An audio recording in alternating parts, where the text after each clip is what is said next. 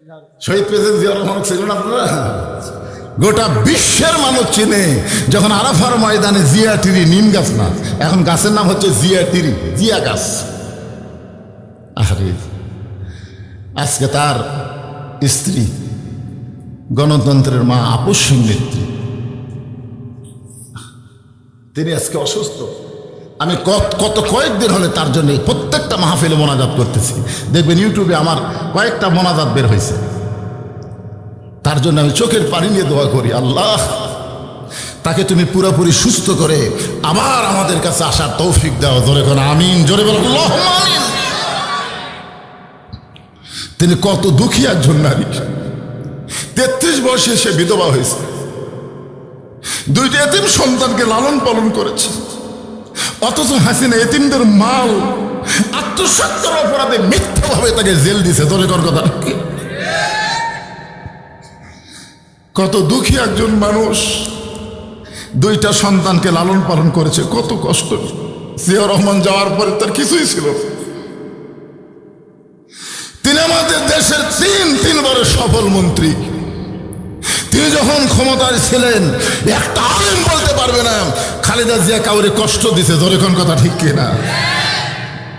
যে আলেমদের কষ্ট দিছে সে বিদেশে পলানোর পরে সবাইকে আলহামদুলিল্লাহ, হাসিনা মরে গেলে ইন্নালিল্লাহ বলার কোনো মৌলবি খুঁজে পাওয়া যাবে না। কথা কন না কেন ভাই? আর খালেদা জিয়ার জন্য মসজিদে, মাদ্রাসায়, মাহফিলে সব জায়গায় তার জন্য দোয়া হচ্ছে। বিশ্বাস আমার, আল্লাহ তাকে আবার কিছু দিনের জন্য সুস্থ করে দিবে ইনশাআল্লাহ। যাওয়া লাগবেই তো, যাওয়া লাগবে না? এতগুলো মানুষকে কাঁদায় যে যাবে, আল্লাহ তাকে জান্নাত দিয়ে দিবে। আল্লাহ কথা প্রসঙ্গে কথা রাইছে, একটু মনোযোগ দেন। নেতা শুধু ভোটের আগে ঘুরলে হবে না, ভোটের পরেও ঘুরতে হবে। যখন আল্লাহর কোরআন দিয়ে রাষ্ট্র চলবে, সুবহানাল্লাহ বলেন। মেয়েটা বলে পথিক, আল্লাহর কোরআন দিয়ে যখন রাষ্ট্র চলবে তখন নেতা খোঁজা লাগবে না, বরং নেতারাই দুঃখী মানুষকে খুঁজে বেড়াবে। আমি 6 দিন হলে উমরকে খুঁজতেছি, আর 1-8 দিনের মধ্যে যদি উমরকে আমি না পাই তাহলে আসল জায়গায় বিচার দিব। কয়দিন হলে খুঁজতেছে? আর 1 দিন। আমি সর্বসাকলে 7 দিনে নিয়ত করছি, 6 দিন হলে খুঁজতেছি, আর 1 দিনের মধ্যে যদি উমরকে খুঁজে না পায় তাহলে আসল জায়গার বিচার দেব। আসল জায়গা বোঝেন? হাসিনা এত অত্যাচার করছে, আমরা জজ কোর্ট গেছি, হাইকোর্ট গেছি, সুপ্রিম কোর্ট গেছি। হাসিনা এমন বিচার করা করছে, ভালো মানুষগুলো জেলখানায় আর খারাপ মানুষ জামিন পাচ্ছে। ধরে কোন কথা ঠিক কিনা? আল্লামা সাইদি হুজুর যেদিন দুনিয়া থেকে বিদায় নিল, তাকে হত্যা করা হলো, সেদিন বাংলাদেশের সমস্ত আলেম তাহাজ্জুদের নামাজ পড়ে আসল জায়গায় বিচার দিয়েছে। ধরে কোন কথা ঠিক কথা বলে? 1 বছর লাগেনি, 1 বছরও লাগেনি। কি হাসিনা যখন পোলা যায় তখন দেখছেন আপনারা, ছোট্ট একটা ভিডিও প্রকাশ হয়েছে, ওই ভিডিও আমি লোড করে রাখছি, মাঝে মধ্যে দেখি। কি যে মজা লাগে ভাই। আর বোন রেহানা খালি মাটির দিকে তাকে তাকে হাঁটতেছে, আর হাসিনা যাওয়ার সময় খালি চারিদিকে তাকাচ্ছে আর মনে মনে একটা গান গাচ্ছে। কতজনকে কত কি দিলাম, যাবার কালে 1 চামচারও দেখা না পাইলাম। ও আমার সাদের মালা যায় রে ছিঁড়ে, রইব না আর বেশি দিন তোদের মাঝারে। এরকম একটা গান আছে না নাই? কত চামচে আছে, তার একটা চামচাও নেই। একটু মনোযোগ দিয়ে শুনবেন। মেয়েটা বলতেছে 1 দিনের মধ্যে যদি হযরত ওমরকে আমি দেখতে না পাই তাহলে আসল জায়গায় বিচার দেব। এমন সময় হযরত ওমর হাঁটু গেড়ে বসে মেয়েটার সামনে বলতেছে, মা তুমি যেই ওমরকে খুঁজতেছ আমি হইলাম সেই ওমর। হাঁটু গেড়ে বসেছে, কারণ ওমর ফারুক যখন থেকে খেলাফতের দায়িত্ব পাইছে তখন তিনি ঘোষণা করেছেন, ফোরাতের কোলে একটা কুকুর যদি না খেয়ে মারা যায় আল্লাহ হাসরের ময়দানে ওমরকে ছাড়বে না। মেয়েটা কয়দিন খুঁজেছে? কয়দিন? 6 দিন হলে খুঁজেছে, আর 1 দিন। হাঁটু গেড়ে বসে বলতেছে, মা তুমি যেই ওমরকে খুঁজতেছ আমি হইলাম সেই ওমর। সঙ্গে সঙ্গে মেয়েটা বলে আমিরুল মুমিনিন, তাহলে আপনি একা একা চোরের মুতনার কি কোনো চামচা নেই? কি মনে করছেন এমপি? ওমর ফারুক এমপি, মন্ত্রী, বাংলাদেশের মতন দেশের মন্ত্রী, বাংলাদেশের মতন 96টা দেশের খলিফা, রাষ্ট্রনায়ক, চোরের মতন একা একা ঘুরতেছেন, আপনার কি কোনো চামচা নেই? ওমর ফারুক বললেন, মা চামচা পালবার গেলে যে টাকা লাগবে, সেই টাকাই তো আমার নাই, কারণ চামচা তো আর এমনি এমনি ঘুরবি না, টাকা লাগবে। তোর এখন কি লাগবে? জুমার দিনে হযরত ওমর মসজিদের মেম্বরে বসে খুতবা দিচ্ছেন। মেম্বরে দাঁড়িয়ে যখন খুতবা দিচ্ছেন, এমন সময় মাঝখান থেকে একজন দাঁড়িয়ে বলতেছে, আমিরুল মুমিনিন, আপনার খুতবা আমরা শুনবো না।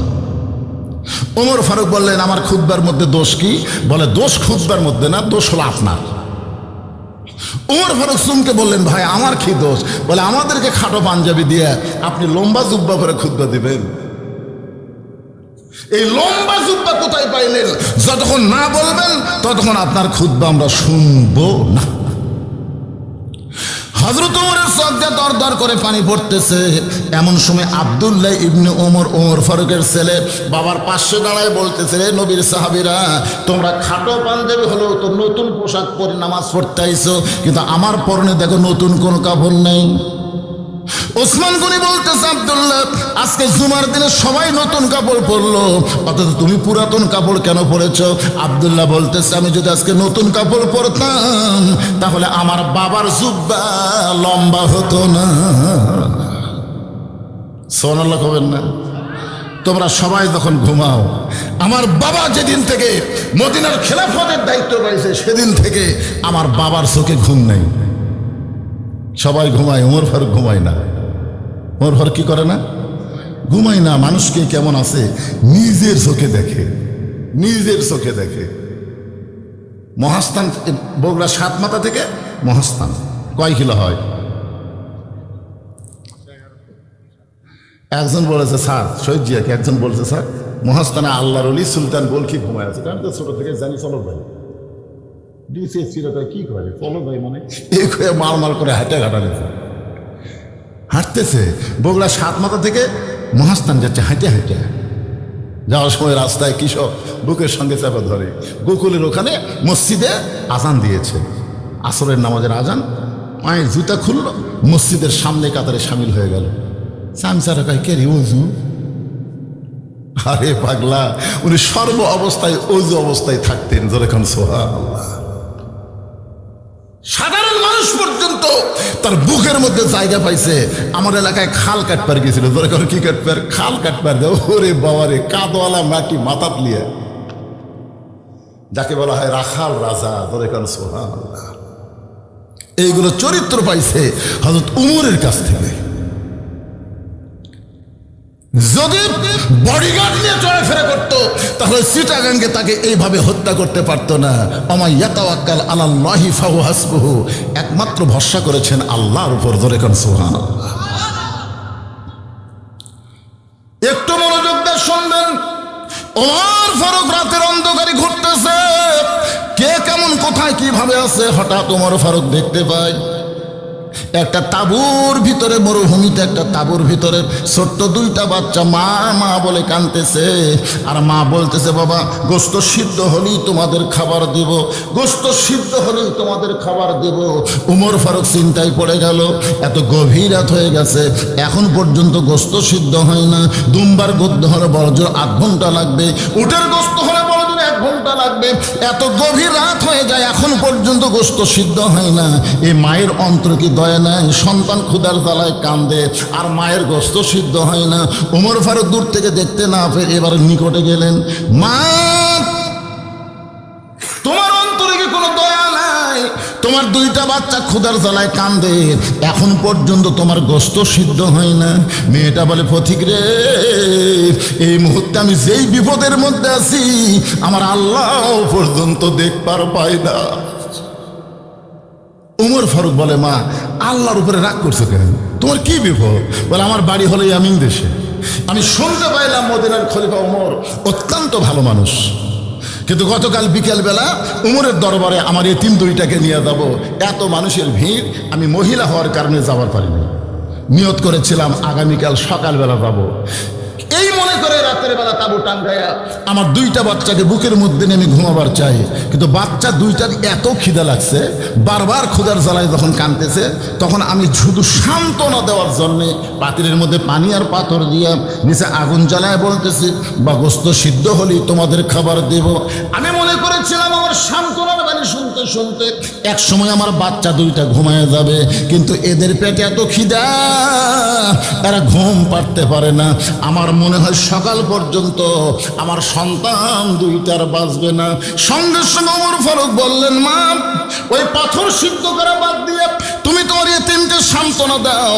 এই কথা বলে ওমর ফারুক এক দৌড়ে বাইতুল মালের দরজায়, আসলাম দরজা খুলে দে। আসলাম দরজা খুলে ওমর ফারুক বলে, একটা খাবার বস্তা আমার মাথায় উঠে দে। আসলাম বলে, কোথায় নিয়ে যাওয়া লাগবে, আমি যাচ্ছি। ওমর ফারুক বলে, আসলাম রে, একজনের পাপের বোঝা আর একজন মাথায় নেয় না, দে আমার মাথায় উঠে দে। এবার খাবার বস্তা মাথায় নিয়ে ওমর ফারুক যখন দৌড়ায়, পিছন দিকতে আসলাম বলে, আমির আল মুমিনিন, এত দূরে দৌড় মারলে পরে আপনার কষ্ট হবে। ওমর কান্দের বলে, আসলাম রে, সময় মতো যদি পুষতে না পারি, এই উমরকে আল্লাহ জাহান্নামের আগুনে পুড়ায় ফেলবে।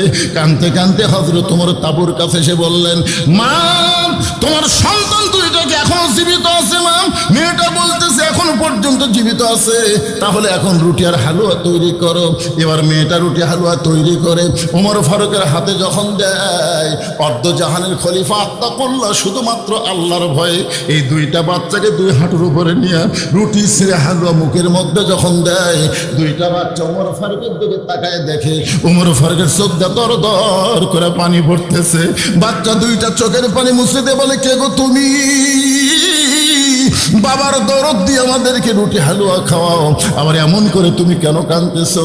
ওমর ফারুক বলে, আল্লাহ, এই অধমকে জাহান্নামের আগুন তুমি রক্ষা করো। মেয়েটা বলতেছে, পথিক, ভালো মানুষের গল্প শুনেছি, কিন্তু মানুষ যেমন ভালো নিজের চোখে কোনোদিন দেখি নাই। তুমি জাহান্নাম থেকে কেন কাঁদতেছো? আল্লাহ যদি ওমরকে মদিনার খলিফা না বানায়, তোমাকেই যদি মদিনার খলিফা বানাইতো, আমি একজন মহিলা বলতেছি, মদিনা আল্লাহর জান্নাত হয়ে যেত। আব্দুল্লাহ বলতেছে, সবাই যখন ঘুমায় তখন আমার এই বাবা, যার জুব্বা লম্বা, এই বাবা আমার দরজাত গেছে একটা পাঞ্জাবি নিয়ে। আমি দরজা খুলে বললাম, বাবা, একটা পাঞ্জাবি বাইতুল মাল থেকে আমাকে দিছে, আর একটা দিবে রাখছেন? ওমর ফারুক বলতেছে, আব্দুল্লাহ রে, একটা পাঞ্জাবি তোকে দিছে, আর একটা দিবার আসি নাই, এটা আমার ভাগত পড়ছে। এখন তুই বল, আগামীকাল জুমার দিন আমি যদি খাটো পাঞ্জাবি গায়ে দেয়া ইমামতি করি, অনেকের নজর কিন্তু মুসল্লির দিকে নাই, ইমামের দিকে থাকে। জোরে কর কথা কর না কেন ভাই যান? আচ্ছা, ইমামের দাড়ির দিকে মুসল্লির নজর আছেন নাই? এক মুসল্লি আমাকে মোবাইল করে বলতে, হুজুর, ইমামের দাড়ি যদি এক মুষ্টির নিচে হয়, তার পাশে কি নামাজ হবে? আমি বললাম, ভাই তোমার খবর কি? আমার নাই হুজুর। তো তোর নাই, তুই ইমামেরটা লাগতেছিস? কই, হুজুর, আমি মুসল্লি। তার মানে বোঝা গেল, যিনি তিনি ইমাম হতে পারবে না। ইমাম হওয়ারও কিন্তু একটা বাহ্যিক একটা যোগ্যতা লাগে। ধরে কথা ঠিক কিনা? ভিতরের যোগ্যতা তো লাগে, বাড়ার একটা যোগ্যতা লাগে না? কথা কন ভাই রে, আপনার কি মন খারাপ করতেছেন? এক মেয়ে আমাকে বলতেছে, হুজুর, আমার স্বামী এত সুন্দর, আমার স্বামী যে যখন রাস্তার বার হই, রাস্তার মেয়েরা কেন আমার স্বামীর দিকে তাকে থাকে? হুজুর, এমন কোনো দোয়া আছে যে দোয়া আমল করলে আমার স্বামীর দিকে কোনো মেয়ে তাকাবে না? তখন আমি বললাম, মা, একটা দোয়া আছে। বলে, সেটা কি দোয়া হুজুর? আমি বললাম, তোমার স্বামী চাচা বানাও। মেয়েটা বলতেছে, কি করলেন হুজুর? একটা আলেম হয়ে আপনি কি করলেন? আমি বললাম, চাচা কবার করিনি, চাচা বানাবার করছি। তুমি যেভাবে হোক তোমার স্বামীকে চাচা যেরকম হলে হয় সেরকম বানাও, হাত পাও ধরে ওই 4 আঙ্গুল দাড়ি থো আছে, যেভাবেই হোক। ওই মেয়ে আমাকে একদিন মোবাইল করে বলতে, হুজুর, আমার স্বামীকে রাস্তা দিয়ে যখন যাই, একটা মেয়েও আমার স্বামীর দিকে তাকায় না। যদি কেউ তাকায়, সালাম, চাচা কেমন আছে, তা আমার সামনে আমার স্বামী যখন চাচা কয়, আমার মন খারাপ হয় না। কিরে ভাইয়ের দলেরা, ভাই সারা জীবন ভাই থাকেন না, চাচা হওয়া লাগবে কি লাগবে না? জোরে লাগবে কি লাগবে না? দাড়িও কামাচ্ছে, মোছও কামাচ্ছে, একে দুটাই কামাচ্ছে। মাথার দিছে টুপি, ওই জাতীয় ইমাম মাথার কি দিছে? টুপি দিছে। বউ এখন কাছে ডেকে বলতেছে টুপি খুলে আমার কাছে আসেন। তো স্বামী কয় কি হয়েছে? কয় ড্রেসিং টেবিলের সামনে যাবো, চলেন। স্বামী স্ত্রী দুইজন ড্রেসিং টেবিলের সামনে যাবো। বউ বলতেছে আল্লাহ যদি আমার মোষ দিত, আল্লাহ যদি আমার দাড়ি দিত। এই পাগলি, মেয়ে মানুষের কোনোদিন দাড়ি মোছ হয়? বউকে এই মরদ, পুরুষ মানুষ কোনোদিন দাড়ি মোছ চাচা হয়? কি কোন মরদের একটা সাইজ নেই? কথা কর না কেন ভাই, মরদের একটা সাইজ নাই? ইমামতি করবার গেলে যদি সাইজ লাগে, পুরুষ মানুষের একটা সাইজ লাগবে। কথা কর, কথা কর। একটু মনোযোগ দিয়ে শোনেন। ওমর ফারুক বলে আব্দুল্লাহ, তোর পাঞ্জাবিটা আমাকে দান করে দে। আব্দুল্লাহ বলে গভীর রাত্রে আমার কাপড়ের অংশ আমার বাবাকে দান করে দিলাম। বাবার কাপড় আমার কাপড় একত্র করে বাবা লম্বা জুব্বা বানায় খুতবা দেয়। এখন বলো বাবার খুতবা শোনা যায় কিনা যায়? সমস্ত সাহাবীরা চিল্লায় বলে আল্লাহর কোরআন দিয়ে যখন রাষ্ট্র চলবে, মুসলমান এমন ভালো মানুষকে নেতা হিসাবে দেখতে পাবে। ওমর ফারুক বললেন মা, তুমি যেভাবে আমাকে 6 দিন হলে খুঁজতেছ, তোমার চাল চলন দেখে মনে হচ্ছে তুমি একজন দুঃখী নারী। কি দুঃখ তোমার যে আমাকে আজকে 6 দিন হলে খুঁজতেছ? কি দুঃখ? মেয়েটা বলতেছে আমিরুল মুমিনিন, আমার জীবনের সবচাইতে বড় দুঃখ হলো, এই মনোযোগ দিয়ে শোনা লাগবে, লিয়াবলুয়াকুম আইয়ুকুম আহসানু আমালা, সুন্দর আমলের পরীক্ষা হবে। মেয়েটা বলতেছে আমার জীবনের সবচাইতে বড় দুঃখ হলো আমি 6 বছর বয়সে ঈমান গ্রহণ করছি। শুধু ঈমান গ্রহণ করার অপরাধে 12 বছর আমাকে জেলখানায় বন্দি জীবন কাটাতে হয়েছে। সকালবেলা 3টা করে চাবুক, বিকালবেলা 3টা করে চাবুক। আমার দেহের এমন কোনো জায়গা নাই যে জায়গায় চাবুকের আঘাত লাগে নাই। আপনারা কি খেয়াল করে শুনছেন? ঈমান গ্রহণ করার অপরাধে কয় বছর? জোরে বলেন কয় বছর? আল্লামা সাইদি হুজুরের কোনো অপরাধ ছিল না, শুধু কোরআনের হক কথা বলার জন্য 13 বছর তাকে জেলখানায় বন্দি জীবন কাটাতে হয়েছে। জোরে বলেন কথা ঠিক কেন? কথা বলেন। কে কোন দল করে সেটা ভিন্ন না, সাইদি সাহেব সব দলের কাছে ভালো মানুষ। যারা একেবারে উতুল্লিম বাদা জালিকা জানিম, আমি আর বাংলা কমো না, কেন আরবিটা কোনো এরা ছাড়া। এই বাংলা কলে কি করে? বাংলা কলে কি?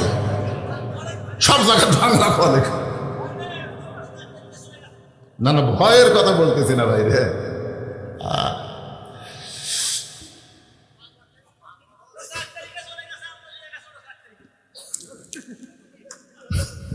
বর্তমান জামাত আর বিএনপির মধ্যে যেই শত্রুতা শুরু হচ্ছে, যে কোনো সময় হাসিনা সুযোগ বুঝে ঠুস করে ঢুকবি। জোরে কথা দেখি, শেষ হয়নি, শেষ হয়নি। এই জামাত আর বিএনপি আপনারা ভাবছিলেন একই আলুর বাগুড়ের মধ্যে, এক বাগুড়ে আমি শুতে আছি, আর এক বাড়ি বিএনপির ভাই শুতে আছে আর এক বাগুড়ে। এক সময় বিএনপির ভাই আমার বলতে হুজুর ঠান্ডা লাগছে, তাহলে আমার কম্বল আপনি নেন। কি মিল রে, কি মিল! আর এই 7 তারিখের পর থেকে 5 তারিখের পর থেকে কি যে শুরু হলো, এক দল আর দল 2 চোখে দেখবার পারতেছে না। ইয়ার বিরুদ্ধে উইয়ার বিরুদ্ধে বলতেছে, হাসিনা বলতেছে আমরা এটাই চাই, ফস করে ঢুকবো। জোরে কোন কথা দেখছি না। আগামীতে জামাত বিএনপি আখা লাগবে, আর কোন ফাঁসিবাদী বাংলার জমিনে যেন জায়গা না পায়। জোরে কোন কথা ঠিক কেন? কথা বলে কারা কারা আজি 2 হাত তুলে আমার আল্লাহকে দেখান। তাকবীর দেন, তাকবীর দেন, লিল্লাহি তাকবীর। 4 তারিখের পরে চলে গেছে, আসতে যাবার বাপ মরিছে। আর 4 ভাই কি ভিন্ন হয়ে গেছে, 1 হাত জায়গার জন্য লাঠি লিয়াচ্ছে, অথচ 4 ভাই একসাথে ভাত খাচ্ছে। তখন প্রতিবেশীরা কবি যাক রে, এরা 4 জন যদি লাঠালাঠি করে তাহলে তো আমাকে আর কোনো সমস্যা নাই। আমার কথায় অ্যাঙ্গেলে দিলাম ডোজ, বুঝবার পারছেন ভাই? এর বেশি এর নিচে আর আমি নামলাম না, বুঝতে পারলাম। উতুল্লিম বাদা জালিকা জানিমের বাংলা অর্থ হলো, আমি কর আগে করছে, তাহলে কি কমো? অবৈধ সন্তান যাদের জন্মের ঠিক নাই, একমাত্র তারাই আল্লাহর ওলি, আলেম ওলামা, নবী রাসূলের বিরুদ্ধে কথা কয়। জোরে কোন কথা ঠিক কথা বলেন? কি বুঝতেছেন? নারী নির্যাতন করছে, মানুষ হত্যা করছে, আল্লাহর তদন্ত দেখেন। আল্লাহ কোরআনে বলতেছেন, ইন্নামা ইয়াখশাল্লাহ মিন ইবাদিহিল উলামা, বান্দা সমূহের মধ্যে আলেম বান্দারাই সবচাইতে আল্লাহকে বেশি ভয় করে। আপনারা বলেন তো, আল্লামা সাইদি হুজুর ছোট আলেম না বড় আলেম? তাহলে আল্লাহ বললেন আলেম বান্দারা আল্লাহকে সবচাইতে বেশি ভয় করে। এই তদন্ত যদি আল্লাহ করে, আর বাংলাদেশের তদন্ত হচ্ছে মানুষ খুন করেছে, যুদ্ধ অপরাধী, নারী নির্যাতন করেছে, তার মানে বোঝা গেল মানুষের তদন্ত সঠিক নয়, আল্লাহর তদন্তই হলেন সঠিক। 50 বছর কোরআনের হক তাফসীর করছে, 50 বছর, রেজাল্ট হলো 13 বছর জেলখানা। সমস্ত আলেম ওলামা হুজুর হুজুরে দোয়া করে, হুজুর দিন দিন যেমন সুস্থ হচ্ছে, আল্লাহ রহমতে খালেদা জিয়াও সুস্থ হবে ইনশাল্লাহ। আলেমদের দোয়া কারো না কারো আল্লাহ কবুল করবে, করবে না ভাইজান? সবাই দোয়া করে কোরআনের পাখিকে আল্লাহ তুমি হেফাজত করো, সুস্থ করো। জেলের মধ্যে টকটকা সাইজ বাড়ে। আপনারা দেখেননি হাসপাতালে যাওয়ার আগে গাড়ির থেকে বাইর হয়েছিল? আপনারা দেখেননি? সে ছবি দেখেননি? কি একটা হাসি দিল। আর ওই লোকটা ভালো মানুষ, হাসপাতালে গেল। মির্জা আব্বাস কইছে বেগম জিয়াকে 16 পয়জন ঢুকানো হয়েছে। তোরে কোন কথা ঠিক না? কথা বলেন। আল্লাহ সাইদ হুজুরকে জেলের মধ্যে অন্যায়ভাবে হত্যা করা হয়েছে। জোরে কোন কথা ঠিক কি না? মেয়েটা বলতেছে আমিরুল মুমিনিন 6 বছর বয়সে ঈমান গ্রহণ করেছে। শুধু ঈমান গ্রহণ করার অপরাধে 12 বছর আমাকে জেলখানায় বন্দি জীবন কাটাতে হয়েছে। সকালবেলা 3টা করে চাবুক মারছে, বিকালবেলা 3টা করে চাবুক মারছে। আমার দেহের এমন কোনো জায়গা নাই যেই জায়গায় চাবুকের আঘাত লাগে নাই। ইয়া আমিরুল মুমিনিন, আমি যেই দেশের জেলখানায় বন্দি ছিলাম ওই দেশের নাম হলো রোম দেশ। আপনি যখন রোম পারস্য দখল করলেন, তখন আপনি ঘোষণা করে দিলেন মুসলমান কোন রাষ্ট্র যখন দখল করবে, ওই রাষ্ট্র মানুষের আইন দিয়া চলবে না, ওই রাষ্ট্র চলবে আল্লাহর আইন দিয়া। আল্লাহর কোরআন দিয়ে যখন কোনো রাষ্ট্র চলে, ওই রাষ্ট্রের কোনো জেলখানার দরকার হয় না। আপনি জেলখানার দরজাগুলো যখন মুক্ত ঘোষণা করলেন, তখন আমি কোথায় যাব?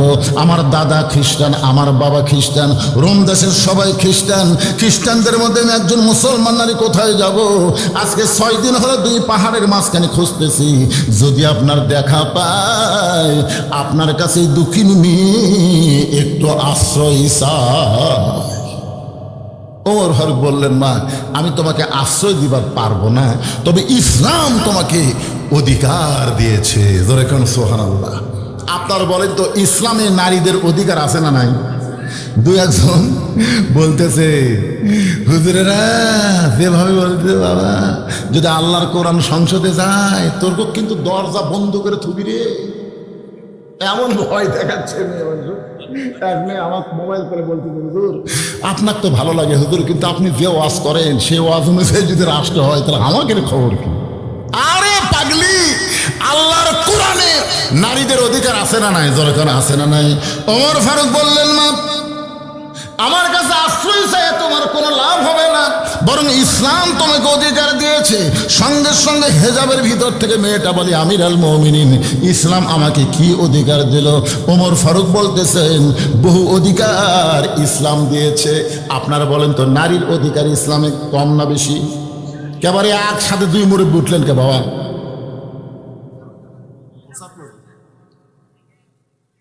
না, 2 জন একসাথে ওটার মধ্যে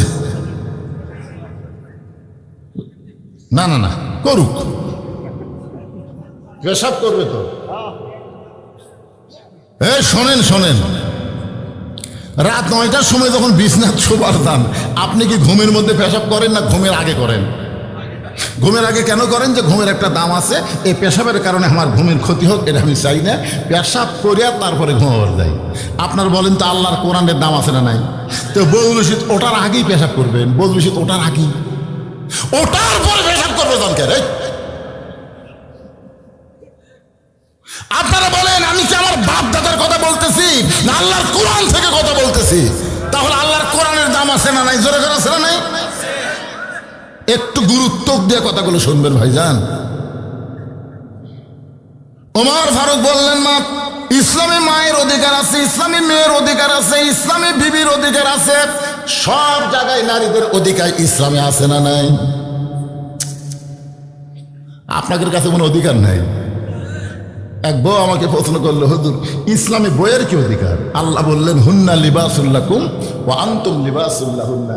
স্বামী হলো বিবির পোশাক, বিবি হলো স্বামীর পোশাক। এ ওয়াজ করতে গিয়ে আমি বলছি, মা, এত সুন্দর অধিকার ইসলাম স্বামী স্ত্রীকে দিছে, ঘুমানোর সময় এক বালিশে ঘুমাবেন। আল্লাহ রাসূল বলেছেন, স্বামী স্ত্রী যখন ঘুম শুরু করবে, ঘুমের শুরুটা হবে মুখামুখি, মুখের কাছে মুখ দিয়ে ঘুম পাড়া। মেয়েটা আমাকে বলতে যে, হুজুর এ হাদিস কন না, হুজুর এ হাদিস কন না, কারণ আমার স্বামী এমন বিড়ি খাওয়া খায়, এই ঘরের মধ্যে ঢুকলে মানে ভোকরা ফাটা ঢুকছে, হুজুর এই মুখের কাছে মুখ ছিল, আমি বাঁচবো না হুজুর। আমি কইলাম, আরে পাগলি, মুখের কাছে মুখ তোর আগে মেসওয়াক করা সুন্নাত। জোরে কার কথা, ঠিক মেসওয়াক করা। যারা এই বিড়ি টিড়ি খান, আপনারা জানেন, আপনি যে কাপড় পরের কাপড়ও গন্ধায়, ধরে কোন কথা, যে ঘর থাকে ওই ঘর গন্ধ, এটা না খেলে হয় না। কে রে ভাই, এটা না খেলে হয় না। চেষ্টা করবেন ছাড়া। যে কথা বলতেছি, উমর ফারুক বললেন, মা, ইসলাম তোমাকে বহু অধিকার দিয়েছে, তবে এক নম্বর অধিকার এই মুহূর্তে তোমার জন্য, তোমার বয়স কত? মেয়েটা বলতেছে, 6 বছর বয়সে ঈমান গ্রহণ করেছি, আর 12 বছর জেলখানায় বন্দি জীবন কাটাইছি। উমর ফারুক বললেন, 6 আর 12 একত্র করলে 18 হয়।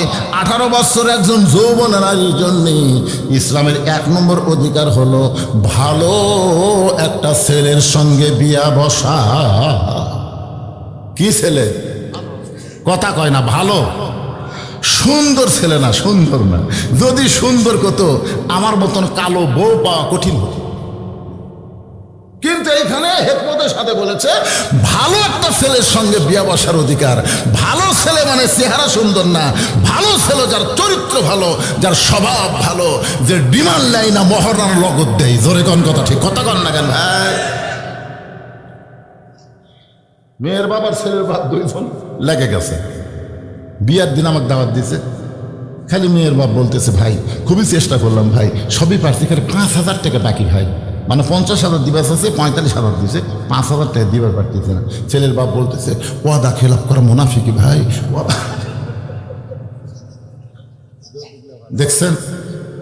আমি কইলাম, কে রে, এরা 2 জন সবচেয়ে ভালো, বিআই ভিআই, এর মধ্যে কি হলো? আমি কাছে বললাম, ভাই কি খবর? ছেলের বাপ বলতেছে, আপনি বলেন তো হুজুর, ওয়াদা খেলাপ করা কি?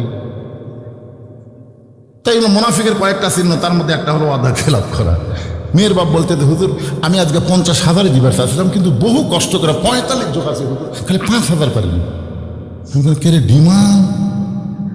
আপনার বন্ধু ডিমান্ড নেওয়া কি? আরো জোরে কোন ডিমান্ড নেওয়া কি? আজকে আপনাদের বলতেছে, এই যুবক, পারো যদি মহরণ নগদ দাও, 1 টাকাও ডিমান্ড নিবেন। ওমর ফারুক বললেন, মা, এই মুহূর্তে তোমার কোনো অভিভাবক নাই, তুমি একটা ভালো ছেলে খোঁজ করবা।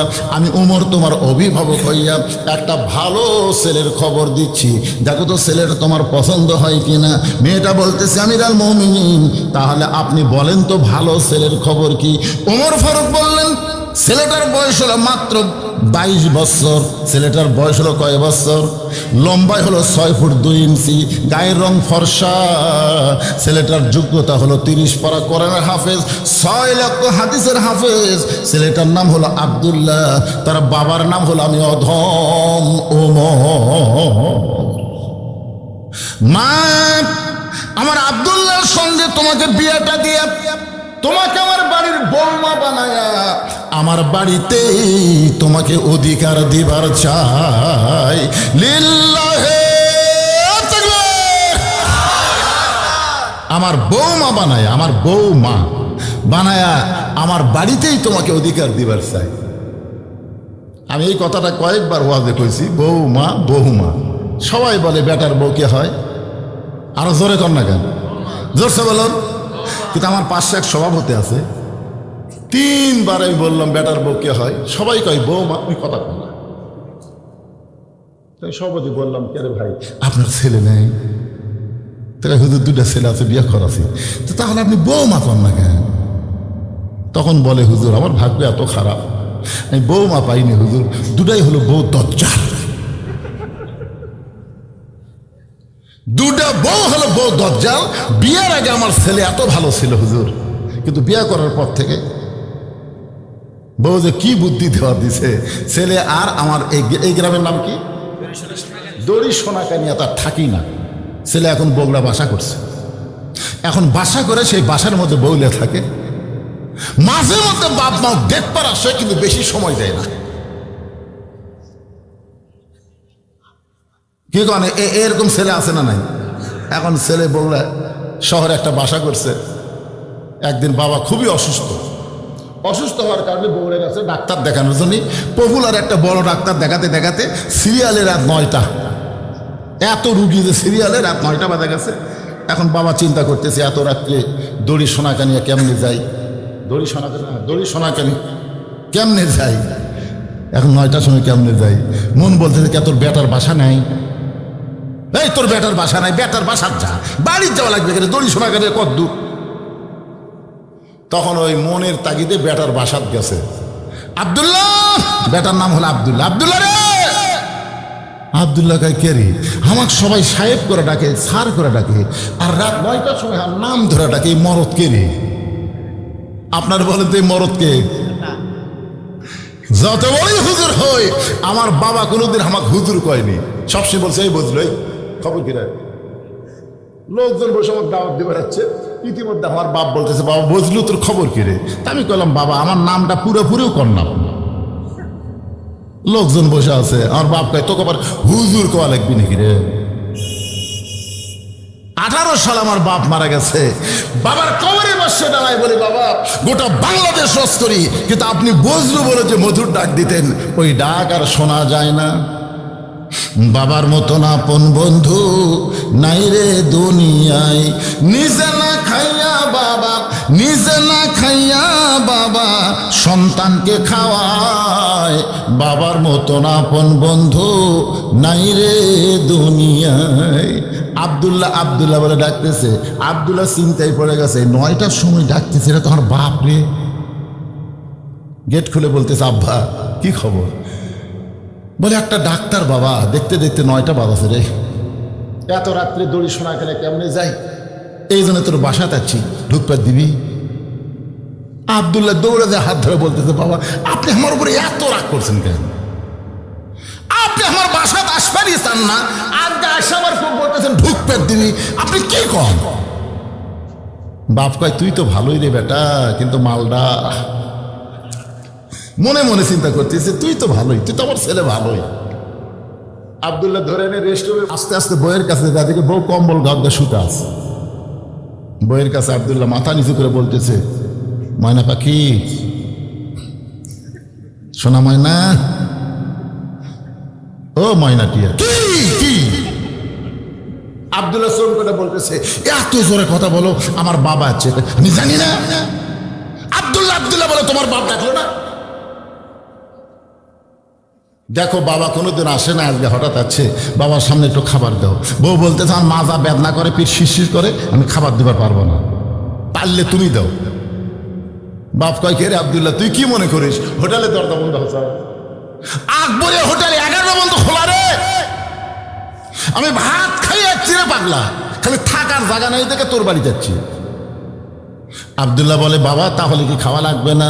বলে আমার অসুস্থ বউয়ের কাছে বায়না করিস না, আমার খাওয়া লাগবে না। এখন বাবা না খাইয়া রাত 9টার সময় বিছনায় ঘুমায় গেছে। রাত যখন 11টা বাজে এমন সময়, রাত যখন 11টা এমন সময় আব্দুল্লাহর শালা, বইয়ের ছোট ভাইকে আপনারা কি কন, শালা এসে দরজায় ডাকতেছে। আব্দুল্লাহর বইয়ের নাম হলো শেফালি। শেফালি আপা, শেফালি আপা। সঙ্গে সঙ্গে কম্বল ফেলে দিয়ে মারছে লাভ। স্বামীর পাশেই কিন্তু কম্বল গাদ্দা শুয়ে ছিল, কম্বল ফেলে দিয়ে মারছে লাভ।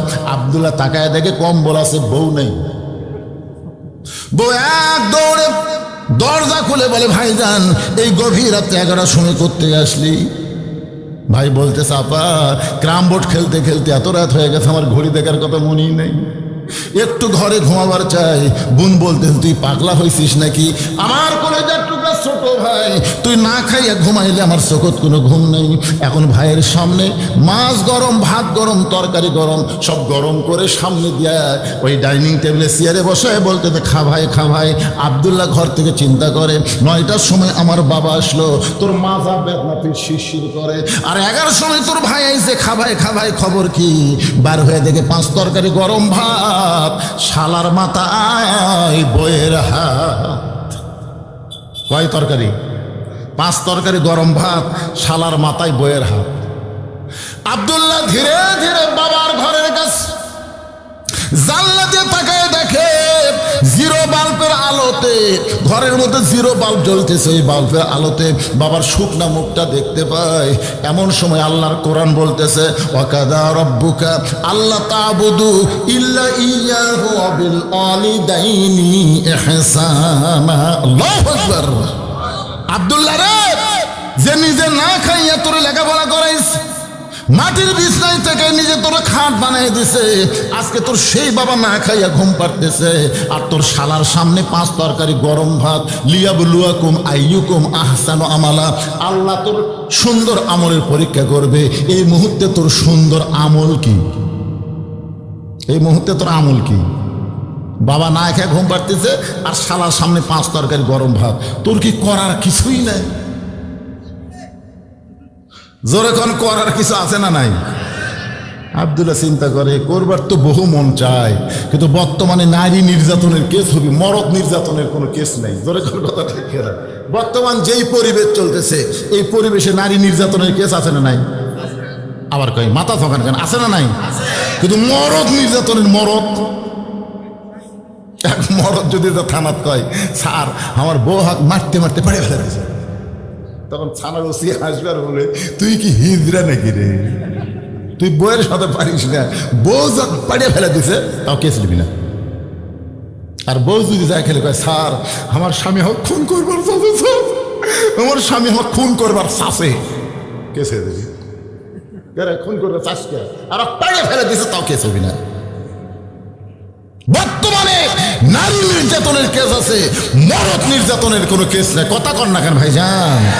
আব্দুল্লাহ চিন্তা করতেছে, মন তো বহু কিছুই চাই, কিন্তু করার তো কিছুই নাই। এমন সময় বিবেক বলতেছে, আব্দুল্লাহ রে চোখ বন্ধ কর। আব্দুল্লাহ চোখ বন্ধ করে থাকে, উটি বলা একটা বেলান আছে। ধরে কর, কি বলা? শহরে তো লাঠি কাটা থাকে না, উটি বলা বেলুন, বেলুন হয় বেলুন। বিবেক বলতেছে, আব্দুল্লাহ পিছন দিকে তাকায় দেখ, উঁচা হয়ে আছে। সব জায়গাত মারিস না, মারলে কিন্তু কেস খাবো। এমন জায়গাত মারবো দেখাবার পারে। সেই জায়গা হলো পিছন দিকে উঁচা হয়ে আছে। বিসমিল্লাহ কে 1 বাড়ি 1 হজ, 2 বাড়ি 2 হজ। তুই কয়টা নেবো সেটা তোর ব্যাপার। লিয়াবলুয়াকুম আইয়ুকুম আহসানু আমালা। আব্দুল্লাহ বিলাল যেমন ইন্দুর ধরে ধীরে ধীরে বইয়ের পিছনে এসে দাঁড়াইছে, আর বউ খালি ভাইকে বলতেছে, ভাই আর 1 টুকরা লি, ভাই আর 1 টুকরা লি, আর 1টা টুকরা নিলে আমার কলিজা শান্তি পাবে। ভাই বলতেছে, আপা এত কি আর খাওয়া যায়? আব্দুল্লাহ চিন্তা করে, আমার বাবা না খায় ঘুম পাড়ে, আর তোর ভাই লিবার চাই না, তারপরও জোর করে দিবার চায়।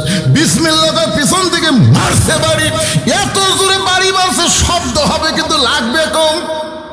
আপনার বলেন তো, শব্দ হবে লাগবে কম, ওই জায়গা কোন জায়গা বুঝতেছেন না ভাই? ওই পিছন দিকে শব্দ হবে কিন্তু লাগছে কম। শব্দের কারণে বউ চিল্লায় যখন দৌড় মারে। শালা বলতে দিল, ভাই এই গভীর রাত্রে আমার বোনকে মারলেন কেন?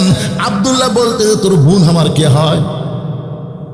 তুই যে কইলি এই গভীর রাত্রে আমার বোনকে মারলেন কেন? তোর বোন আমার কে হয়? বলে, আমার বোন আপনার বউ হয়। তাহলে আদরের বউকে আমি কেন মারলাম? যে বউয়ের জন্য আমার বাপ মাকে বাদ দিয়া আমি শহরে বাসা বানালাম, সেই কলিজার টুকরা বউকে আমি কেন মারলাম? এই শালা, আমার বউকে আমি কেন মারলাম? যদি দেখবার চাস, শালা কয় যে খেপা খেপছে রে, এ তো আমাকেও মারবে। আব্দুল্লাহ বলতেছে, আয়। শালা বলতেছে, আমাকে মারবেন নাকি? বলে, তোরে মারবো না, তোরে একটু দেখাবার চাই। এবার শালা ধীরে ধীরে যখন আব্দুল্লাহর কাছে গেছে, আব্দুল্লাহ হাত ধরে জানলার কাছে গিয়ে বলতে, তাকায় দেখতো ঘরের মধ্যে কি? বলে আপনার বাবা কখন আইছে? বলে রাত 9টার সময় আইছে। তোর বোন কইল মাজা বেদনা ফির শিরশির করে, আমার বাবারে খাবার দেয়নি বলে রাগ করে না খেয়ে ঘুমাইছে। আর তুই 11টার সময় আসলি, তোর সামনে 5 তরকারি গরম ভাত, তুই খাবার চাইস না, তারপরে জোর করে খাওয়াই।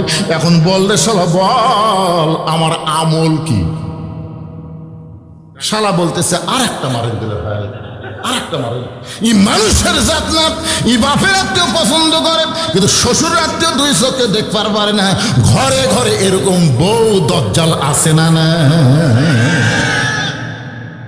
ওমর ফারুক বললেন, মা এই মুহূর্তে তোমার 1 নম্বর অধিকার হলো আমার আব্দুল্লাহর সঙ্গে তোমাকে বিয়েটা দিয়া তোমাকে আমার বৌমা বানায়া আমার বাড়িতে তোমাকে অধিকার দিবার চাই।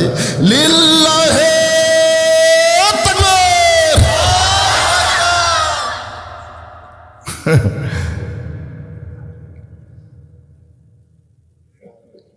হ্যাঁ, আসলেই তো তাই। যেভাবে ওয়াজ করতেছে, আপনার যেভাবে বসে আছে, এই 2-3 জন দেখি উল্টা বসে পেশাব করে যাচ্ছে, কিন্তু ওরা যাচ্ছে না। ওই যে দেখেন একটা গেছে, আবার এসে বসতেছে। ওয়াজ তো হবেই রে পাগলা, ওয়াজ তো হবেই। কিন্তু মুরব্বী একটা কথা বললো, বেশি লম্বা আদায় না, এই গামছা দিয়ে মসজিদের উন্নয়ন কল্পে মাহফিল তো, এদের ভিতরে আবার এরকম এরকম করতেছে, বুঝতেছেন না? যে হুজুর খালি টানা ওয়াজ করতেছে, আমাকে মসজিদের কিছুই করবি না। এই ব্যাগালারা কোথায়? এই ব্যাগালারা কারা কারা ব্যাগলে আছেন দেখে? 5 মিনিটের মধ্যে আদায় কমপ্লিট করে তারপর আবার একটা নামাজ হবে। অসুবিধা আছে ভাইজান? হ্যাঁ, একটু মেহরবানি করে যান, ভিতরে যান। মাহফিলের যারা ছেলে, যাদেরকে আপনারা বিশ্বাস করে ব্যাগ দিয়েছেন, সবাইকে আবার ব্যাগ দিয়েন না, টাকা তুলে আরেক দিকে চলে যাবে। কারণ হিরোইন খোর, গাঁজা খোর, ইয়াবা খোর, বাবা খোর বেশি হয়ে গেছে, জোরে কর ঠিক কিনা? এই জন্য বিশ্বস্ত লোককে আপনারা দেবেন। আল্লাহর ঘরের জন্য মাহফিল, আল্লাহর ঘর, জোরে কন কার ঘর? আর হাতে ব্যাগ নাই, খালি ঘুরতেছে, তার মানে? আচ্ছা আচ্ছা, এই রুমালটা ভালো করে ধরেন রে ভাই, টাকা দিলে যেন ভিতরে থাকে, ভালো করে ধরো। হ্যাঁ, ভালো করে ধরো। আমার মায়েরা যারা পর্দার অন্ত আছে, মা আপনাদের কাছেও মসজিদের উন্নয়ন করবে, ব্যাগ যাবে, রুমাল যাবে, আল্লাহর রাস্তায় আপনারাও দান করবেন ইনশাআল্লাহ। মহিলাদের মধ্যে 6 জন সেট করা আছে, আপনারা বিশ্বস্ত লোক জানবেন। মাশাআল্লাহ, আমার মায়ের আল্লাহর রাস্তায় আপনারাও দান করবেন। এই পিছনে যারা দাঁড়িয়ে আছেন, আপনারা বসেন তো, বসেন বসেন। আল্লাহর ঘর মসজিদের জন্য আপনাদের মন কি দিবার চাচ্ছে না? পৃথিবীর শ্রেষ্ঠ জায়গার নাম কি? আরো জোরে। এই যারা কথা কন না কেন, টাকা দেন বা না দেন, কথা বলেন। পৃথিবীর শ্রেষ্ঠ জায়গার নাম কি? আর সবচাইতে খারাপ জায়গার নাম কি? হাট বাজার। দেখছেন এই বাচ্চা করছে বাজার। আল্লাহ রাসূল বলেছেন, কেউ যদি মসজিদ বানায়, আল্লাহ তার জন্য জান্নাতে একটা ঘর বানায়।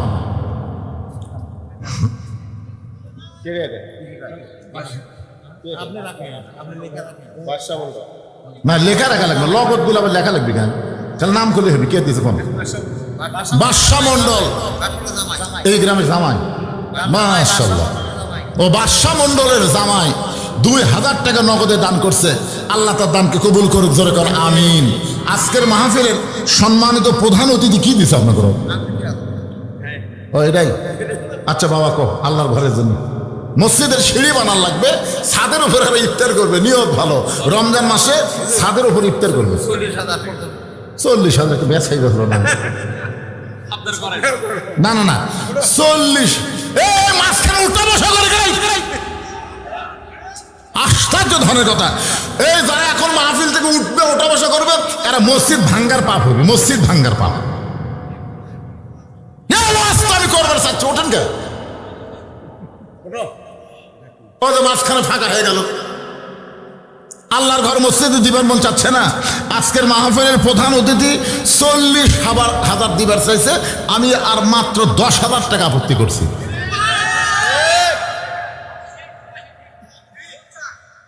$50 ঠিক লিল্লাহে